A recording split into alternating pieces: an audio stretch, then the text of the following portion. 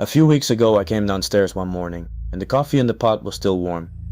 There were 2 mugs in the sink instead of one, and the attic hatch in the hallway ceiling, the one I have never once opened, was hanging an inch ajar, leaking the cold air of the roof space down into the hall. I live alone. I have lived alone in this house for 2 years, and I am the only person with a key. I want to tell you I called the police right then. I didn't. I told myself a story, the way you do. I am telling you all of this now, in the dark, with the door locked and the lights off, because I finally understand that the story I told myself was exactly the story he wanted me to tell. My name is Sean Delaney. I'm 38 years old, and 2 years ago I did the smart thing, the responsible thing. I bought a house. It was older than anything I could afford in good shape. A tall, narrow place from the 1920s on a quiet street, and it was cheap because it needed work. Old houses are full of work. They are also, I have learned, full of spaces that are not quite rooms. A woke-up attic, a crawl space under the kitchen, you reach through a little door in the pantry, a back staircase that a previous owner had boarded over so that the house has a stairway inside its own walls that goes nowhere you can get to. For the first year nothing was wrong. I lived a small, regular life. I work from home, I keep a routine. I am the kind of person who notices when something is out of place, and I want you to hold on to that, because later it is going to sound like I am a man who notices nothing. I noticed everything. The problem was never that I didn't see. The problem was that every single thing I saw had an ordinary explanation, and I am a reasonable man, and I took the ordinary explanation every time. It started with food. I'd buy groceries on Sunday, and by Wednesday things would be gone faster than I'd eaten them.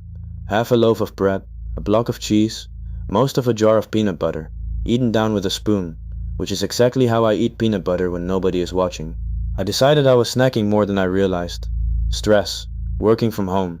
You stop noticing your own hands. Then it was the little things a person does without thinking. A light on in a room I was sure I'd left dark. The thermostat nudged 2 degrees warmer overnight. My phone charger, the one I keep by the bed, turning up on the kitchen counter. Once, a chair from the dining table, sitting in the upstairs hall. Just sitting there, facing my bedroom door. I carried it back down, and I told myself I'd moved it and forgotten. I had not moved it, but I forgot is such a soft, easy thing to believe about yourself. It asks nothing of you. There were other things too, once I finally let myself line them up in a row. A smell, sometimes, in the upstairs hall when I came in from outside. A faint, close, human smell, like a coat that has been worn too long and not washed, gone by the time I'd taken off my shoes. The television waking me at 3 in the morning from a dead quiet house. The screen glowing in the dark, asking me if I was still watching a show I had never started. A long dark hair on the spare room pillow, and I keep my hair short, and no one with long hair has been in this house in years. Each one of these, alone, is nothing.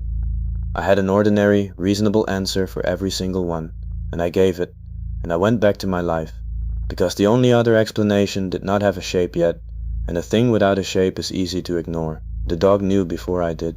I have a little rescue mutt, Biscuit, and somewhere in that second year Biscuit stopped going upstairs alone. He'd stand at the bottom of the steps and stare up at the attic hatch and growl, low, steady, at nothing. At the ceiling. I had the vet check him. The vet said he was healthy and that dogs hear things we can't. Structural things, pipes, settling. The vet was right that he was hearing something. The vet was wrong about what. Here is the part where I want you to not judge me too hard, because I think most people would have done what I did. After the warm coffee and the 2 mugs and the open hatch, I climbed up into the attic with a flashlight in the middle of the day, heart going hard, ready to find, I don't know what. A raccoon, a leak, a neighbor's kid who'd gotten in on a dare, and the attic was empty. Insulation, boxes I hadn't unpacked, the cold smell of a roof, nothing. Nonce. So I told myself the best story yet, that I'd made the coffee myself, half asleep, and used 2 mugs, and bumped the hatch with the closet door. And I believed it for almost a week. What broke it was the camera. I told myself the camera was about package theft. That's the lie I used to let myself buy it. A couple of little indoor security cameras, the kind that send a clip to your phone when they see motion. I put one in the kitchen and one in the upstairs hall, pointed at that hatch. I told myself I was being silly. I set them up on a Thursday. The first clip came at 2:40 in the morning. I was asleep when it arrived. I watched it in the morning, Over the warm coffee I now made very carefully, and counted the mugs for 14 seconds, night vision gray, the upstairs hall, and as I watched, the attic hatch in the ceiling swung down, slow and controlled, with a hand steadying it so it wouldn't bang, and a man lowered himself out of the ceiling of my house. He came down without a sound, in socks, with long dark hair hanging loose around his face, and he stood in my hallway, and he rolled his shoulders like a person who has been folded up in a small space for a long time. Then he walked, easy, familiar, like a man crossing his own living room, toward my bedroom door, and the clip ended. I need you to understand what I felt, and it was not what you'd think. It wasn't only fear, it was a kind of horrible falling, because every soft little story I had told myself for a year came apart at the same time, all at once, and underneath all of them was this. A person had been living in my house, in the spaces between my rooms, eating my food, moving my chairs, standing over me while I slept, for a year, maybe longer, and I had explained him away every single time because the truth was unthinkable and a forgotten chair is not. If you live alone, do me one favor before you sleep tonight, and I'm not saying it to scare you. Count the doors in your home that you cannot see the inside of right now. The attic, the crawl space, the back of a deep closet, then ask yourself when you last looked. That's all. Subscribe if you want the rest of this, because it gets worse, and I think you already know it does. I did not sleep in the house that night. I went to a motel, and in the daylight I came back with a contractor friend named Russell and a pry bar, and we went looking for where he lived, because that is the thing nobody tells you about these stories. They are real, they have a name, people call it phrogging, and the person is not a ghost passing through. He has to keep his body somewhere, he has to have a nest. We found it behind the boarded up back stair. Russell pulled the board, and we both just stood there. Somebody had made a space in the dead stairwell, in the gap inside my own walls, a camping pad and a sleeping bag, flattened from use, a row of my missing food, neat, rationed, a bucket, a phone charger, plugged into an outlet I didn't know was live, and the worst things, the things I still see when I close my eyes, a stack of photographs, printed, of me, asleep in my bed, at my desk, in the shower, through the gap in the door, months of them, in a spiral notebook. The notebook was the part that made Russell leave the house and not come back in.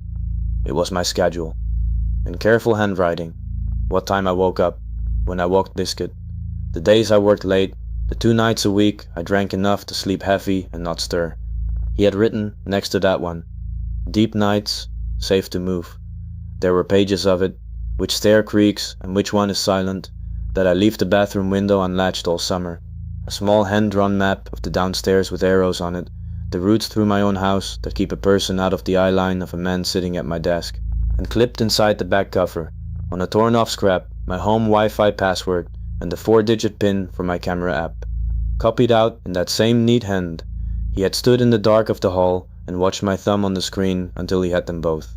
And on the last page, one line that was not about my schedule at all. It said, "He is good company, he just doesn't know yet."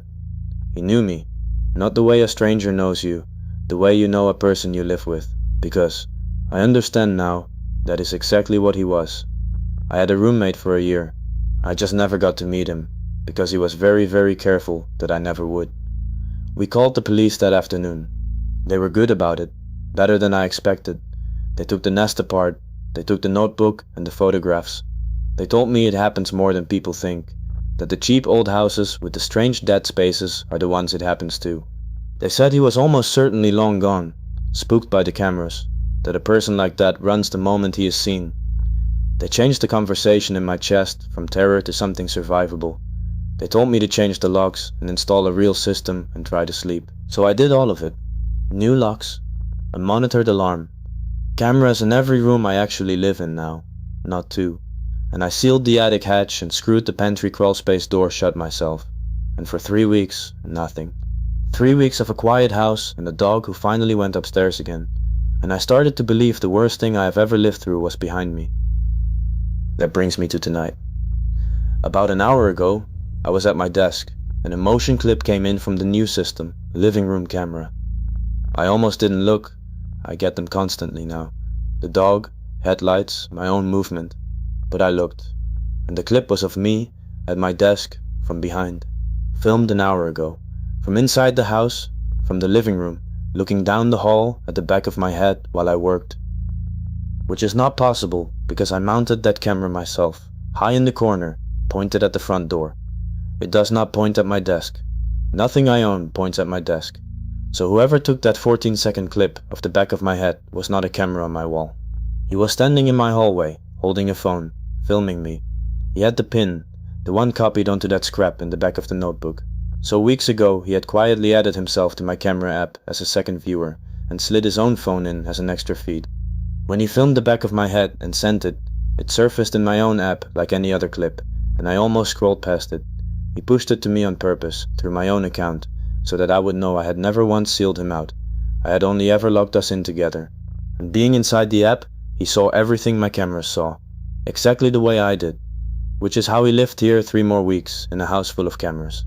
In the few feet of every room a lens can't reach, watching the watchers right beside me, stepping through the blind spots he memorized off my own phone. And I finally understand the warm coffee, the 2 mugs, the hatch left open that first morning.